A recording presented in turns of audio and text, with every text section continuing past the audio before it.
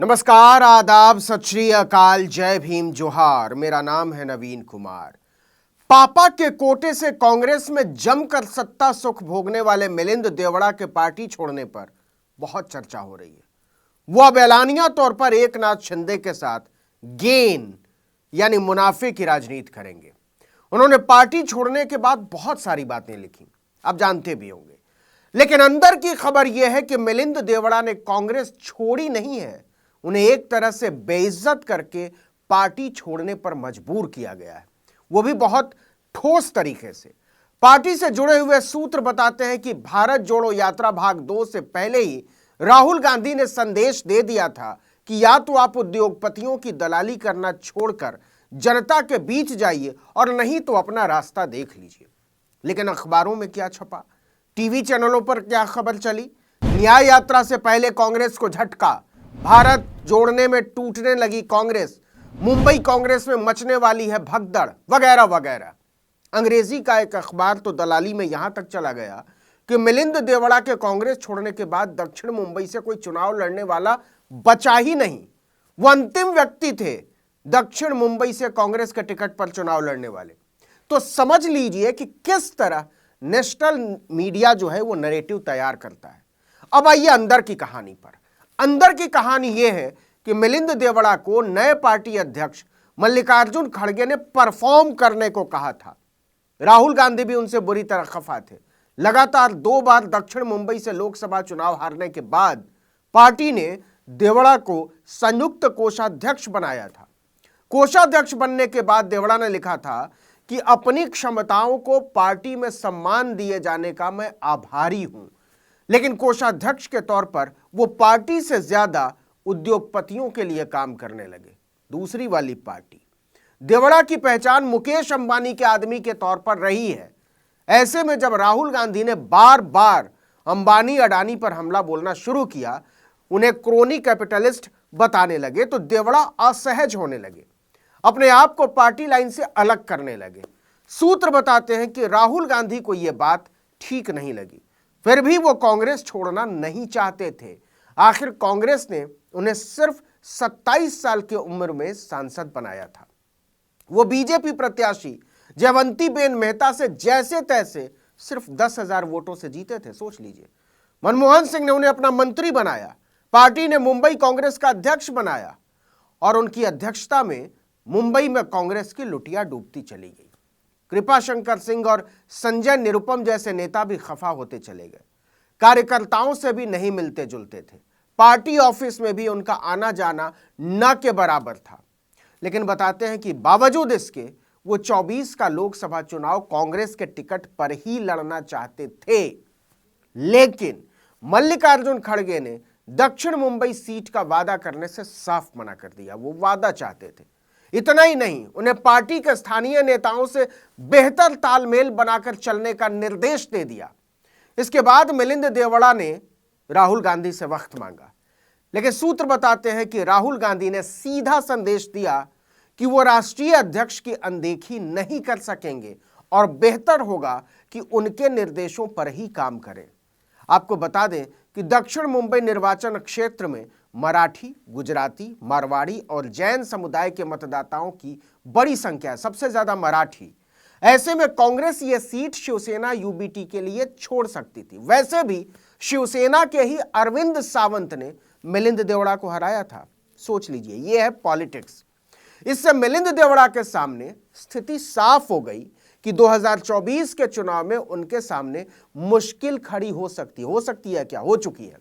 कुल मिलाकर कांग्रेस ने मिलिंद देवड़ा को समझा दिया था कि कार्यकर्ताओं और जनता की कीमत पर पार्टी को आपकी सेवाओं की जरूरत नहीं है। इसके बाद से ही वो विकल्पों की खोज करने लगे थे। बीजेपी में मिलिंद देवड़ा का निर्वाह मुश्किल था, क्योंकि दक्षिण मुंबई सीट से इस बार बीजेपी अपनी दावेदारी पेश करना चाहती है। बताएंगे आगे कौन उनका चेहरा हो सकते हैं।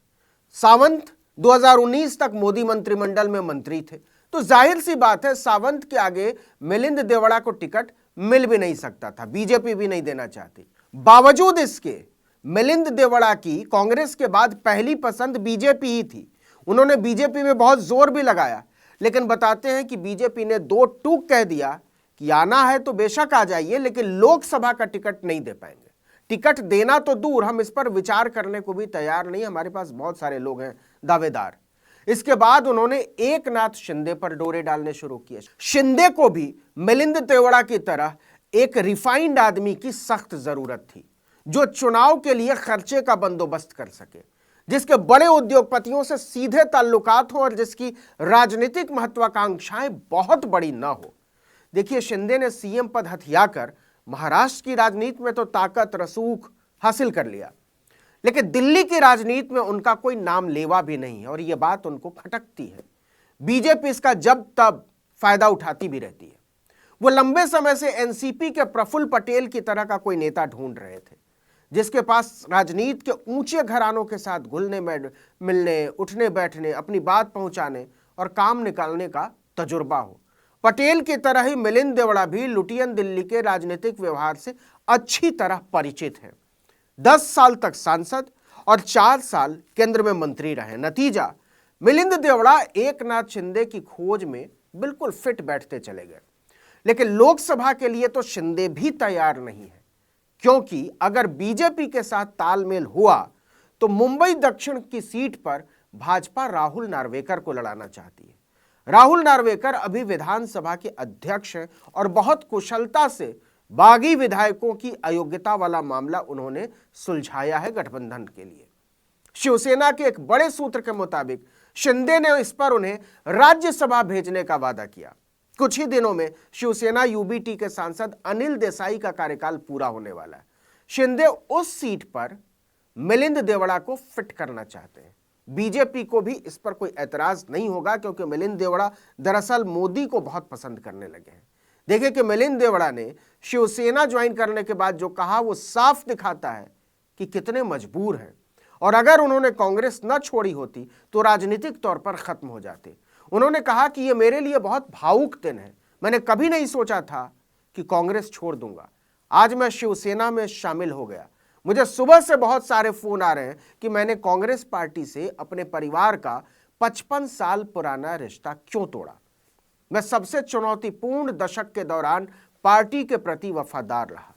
यदि कांग्रेस और यूबीटी ने रचनात्मक, सकारात्मक सुझावों और योग्यता, क्षमता को महत्व दिया होता तो आज एकनाथ शिंदे और मैं यहां नहीं होते। एकनाथ शिंदे को एक बड़ा फैसला लेना पड़ा, मुझे भी एक बड़ा निर्णय लेना पड़ा। एकनाथ शिंदे की मौजूदगी में शिवसेना में शामिल हुए देवड़ा ने कहा कि मैं पॉलिटिक्स ऑफ गेन, और गेन को वो क्या लिखते हैं, ग्रोथ, एस्पिरेशन, इंक्लूसिविटी, नेशनलिज्म में विश्वास करता हूं। मैं पेन यानी पर्सनल अटैक, इनजस्टिस और नेगेटिविटी की राजनीति में विश्वास नहीं करता। सच ये है कि मिलिंद देवड़ा को कांग्रेस छोड़नी ही इसलिए पड़ी कि पार्टी को वो सीईओ की तरह चलाना चाहते थे मुंबई में। वो कार्यकर्ताओं को कर्मचारी समझते थे और जन विश्वास को मार्केटिंग से अर्जित करना चाहते थे। और इससे बड़ा सच ये है कि अगर देवड़ा ने कांग्रेस समय रहते खुद न छोड़ी होती तो निकाल दिए गए होते। इस वीडियो में इतना ही, लेकिन अगर आपने आर्टिकल 19 इंडिया को अब तक सब्सक्राइब नहीं किया तो फौरन कीजिए, बेल आइकॉन दबाइए, घंटी जैसी आकृति लाइक कीजिए और कमेंट करके बताइए हमारा वीडियो आपको कैसा लगा। यूट्यूब पर देख रहे हैं तो चैनल को सब्सक्राइब कीजिए, फेसबुक पर देख रहे हैं तो पेज को लाइक कीजिए, इंस्टाग्राम पर हमें फॉलो कीजिए और हमारा ट्विटर हैंडल है आर्टिकल 19_इंडिया और मेरा ट्विटर हैंडल है नवीन जर्नलिस्ट। आप मुझे भी फॉलो कर सकते हैं। नमस्कार।